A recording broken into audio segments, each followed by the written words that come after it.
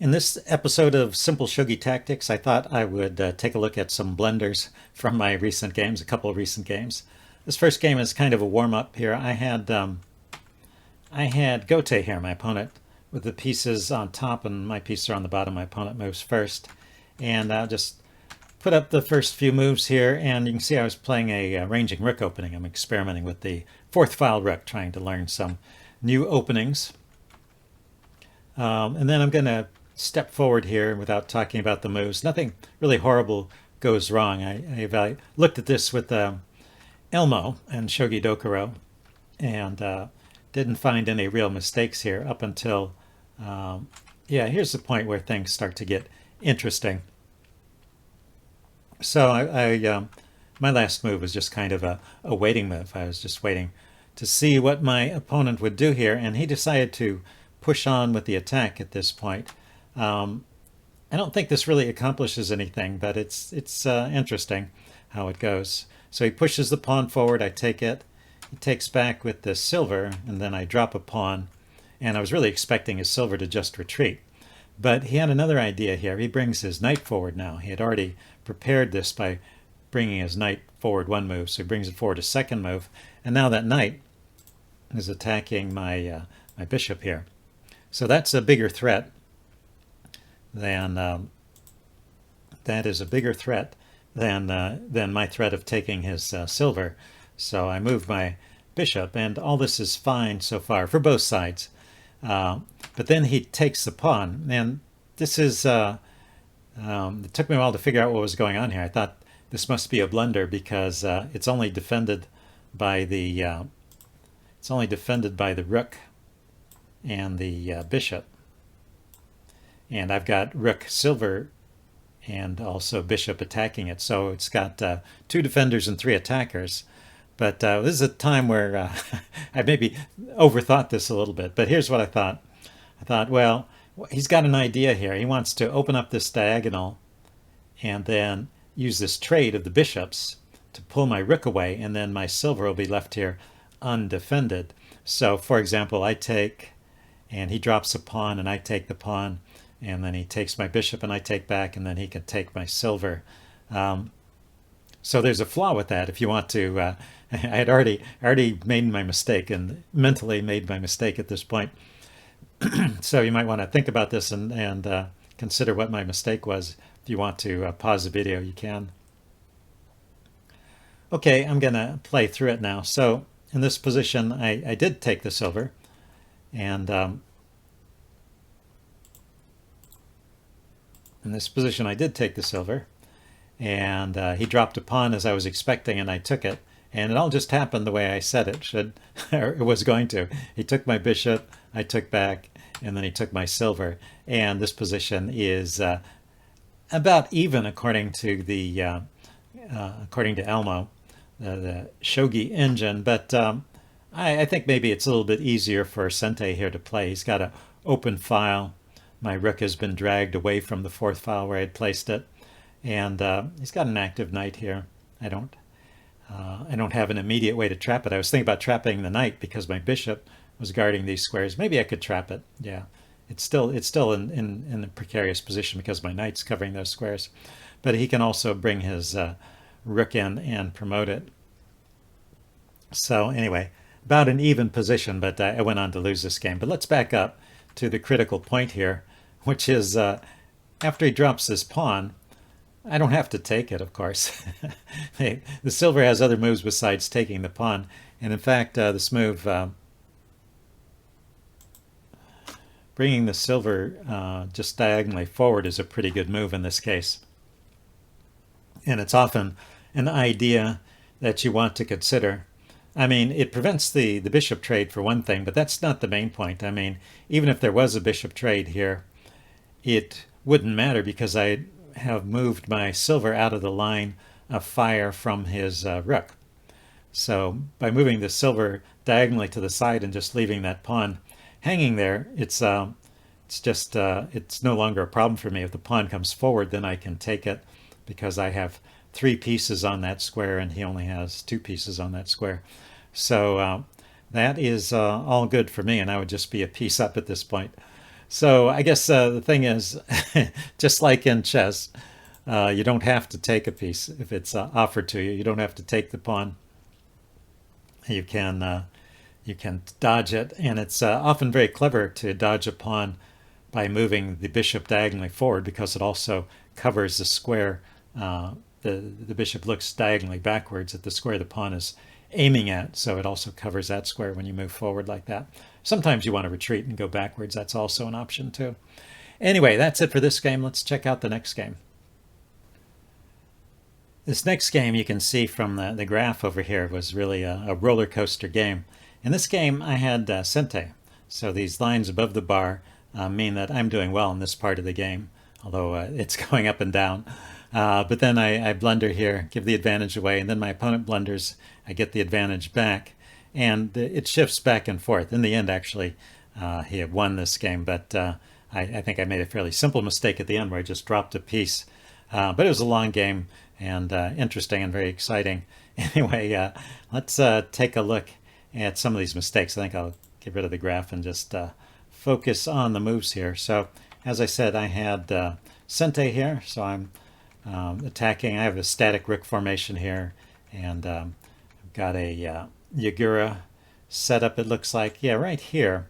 I was just finishing the castle, but actually there was an opportunity here, and let's see if I can show this. The rook is looking at this pawn, and so is the bishop. And it's only defended by the gold, so it's my turn. So I can win that pawn, but I have to give up a bishop to do it. And so I didn't really seriously consider that move, but the Shogi engine really likes it. So it's something, I just wanted to bring that up to point out that that's something you can consider. Giving up the exchange, I guess you could call it, giving up a silver for a metal piece in exchange for getting an open file. And he's also got his king, his bishop, and his rook all clustered together here. So having an open file into this area of the board for my rook would be a pretty big benefit for me. I played it out a few moves. Actually, Elmo's preferred line after I take that pawn is just to move the rook out of the sight of the bishop. It doesn't even want to take the bishop. But I did play around with it to see what would happen if gold takes bishop. Then rook takes gold is what should be played. Then Gote plays some defensive move. I drop my rook back, and then later I use the gold. I drop it on this 2D square and attack the pawns here and just try and just do some more damage in his camp that way. And apparently that's enough compensation for the bishop. In fact, Elmo thinks that Sente is just winning in that case. So that's an example of sacrificing a bishop for a gold and at the same time opening up a line. So just an idea for your own games. Maybe try that out. I'm going to try that out sometime if I ever have the chance to do that again. Okay, I'm going to roll forward a long ways, and I'm going to get to the next mistake I wanted to talk about. I was right here. This is kind of a simple mistake. I didn't realize it until after my opponent made his move, but we just had played this series of exchanges here. Let's see, I brought my bishop out. Oh, yeah, let's see, he dropped his knight. And let's put this here. I took his pawn. He took back with the silver. And at this point, his rook is looking at my camp here. And I just totally overlooked this. So I don't know how to classify this particular blunder. Just not having good feel for what's going on the board, but that should really be one of my top priorities. What I was looking at was this knight here. That knight's under pressure from the bishop, and I was thinking I've got a silver in hand. I could drop a silver here to attack that knight, and it has nowhere to go. So I was just looking to grab some material that way. But I was overlooking the fact that he can bring his rook into the camp. So yeah, he can just Let's go here. He can just, I drop the silver, and he can bring his rook in to the back rank and promote it. And when he promotes it, it's attacking my gold there. So that's pretty bad. So what I could have played here instead is I actually could have dropped this silver to this square. And by putting it there, it's defended by the bishop, and it blocks the rook from coming in, and that's a recommended move. And it also attacks the knight for what it's worth. But I guess I shouldn't be worrying so much about the knight. I should be worrying more about how I'm going to keep that rook out of my camp. So that's lesson number 2. Don't make it easy for your opponent's pieces to penetrate into your camp. Okay, next one, up to move 121. This was a long game. We're on move 100 there. And here we go, up to move 120.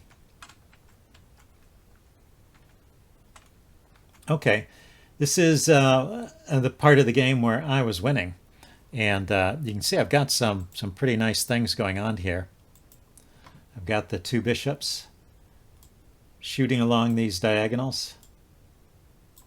And you know, it's I have a silver I can drop, and I have a lot of other pieces that are in the neighborhood. This is a promoted piece, maybe a promoted silver or something like that. Here's a gold that might come in. Anyway, I was thinking of pushing this pawn forward, and I just moved my gold up to support that. So that was my next move, gold forward. But I had a much more aggressive move here, and a better one.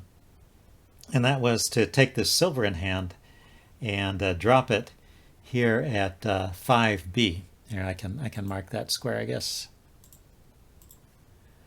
Drop the silver at this square. Oh, wrong piece there. There we go. Drop the silver to that square. From that square, the silver is attacking the gold, and it's also attacking this pawn. And maybe this is another case where I might give up some material here to get the attack, although I think we're coming up to that idea next. But anyway, just dropping the silver in close to his king is a much better attacking move in this case. And then, yeah, there's one last thing I wanted to show you in this game, and that was coming up to this point. He's kind of chasing my bishops around. He's attacked the bishop with his token there, and I step aside, and then he drops a gold in here. Let's see, I take his pawn and promote. He takes back with the silver there, and now I just retreated my bishop, and I took the this promoted piece here. I guess that's a promoted lance or something like that. Maybe a promoted knight, I forget. Anyway, the point is, I can tell it's a promoted knight. Okay. I could tell by taking it and seeing what piece shows up over here. The point is there's a much better move here. Well, first of all, this was a simple blunder where I just didn't see that that was defended. So I'm giving up my bishop for no particular compensation. I'm taking a piece that's not relevant to what's going on in the attack. And so a much better move here is actually to go the other way with the bishop and sacrifice the bishop for the silver. Now the silver is only defended by the king, so the king has to take back, and then my silver can come in and promote to a horse, and it's defended by this gold piece here, this promoted knight, which is a gold, and defends the horse, and that checks the king. And it's not an immediate mate, or I would have asked you to solve the mate here, but it is another nice attacking idea where I get some strong pieces around his king.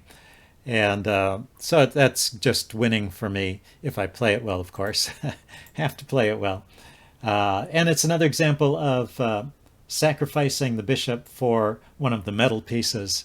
So I think that's an idea you should just always have in mind. In this case, it's a tactical idea. You're sacrificing in order to be able to bring another piece into the attack or get it in closer and get it promoted. And in the first instance, I showed an example of sacrificing the silver for gold in order to open up a line to begin an attack. So that was more of a long-term sacrifice, and this is more of a short-term sacrifice where you're just immediately bringing pieces in. But just something to keep in mind in your own games. may want to be giving up those bishops instead of trying to hold on to them at all costs. Anyway, I hope you guys enjoyed this, and I'll see you next time. Bye now.